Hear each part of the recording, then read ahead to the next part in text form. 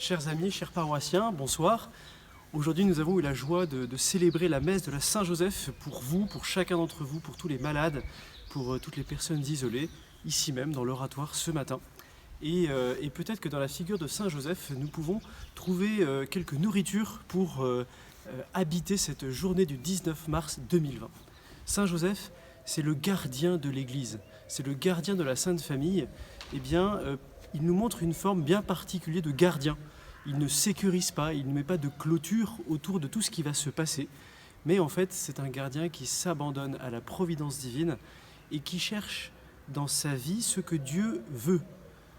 Il va lire comme dans la parole de Dieu, il va lire dans sa vie, de manière à comprendre la volonté de Dieu pour lui, pour Jésus, pour Marie.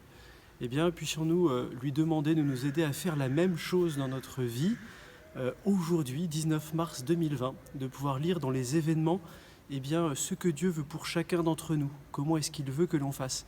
Et puis, comme Saint Joseph a répondu à l'appel de Dieu à fuir en Égypte pour protéger la Vierge Marie et Jésus, nous aussi, nous pouvons lui demander de l'aide pour apprendre à nous abandonner à l'inconnu, nous abandonner dans la confiance, dans la paix, à ce que Dieu veut faire pour nous. Il veille sur nous. Ce soir, nous pourrons tout particulièrement nous unir au pape, à toute l'Italie qui priera le chapelet à 21h.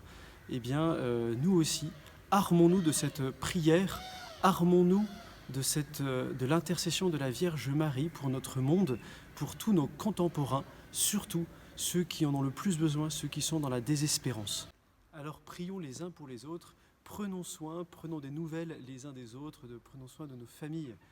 Bonne soirée à tous, à bientôt. Alors prions les uns pour les autres, prenons soin, prenons des nouvelles les uns des autres, prenons soin de nos familles. Bonne soirée à tous, à bientôt.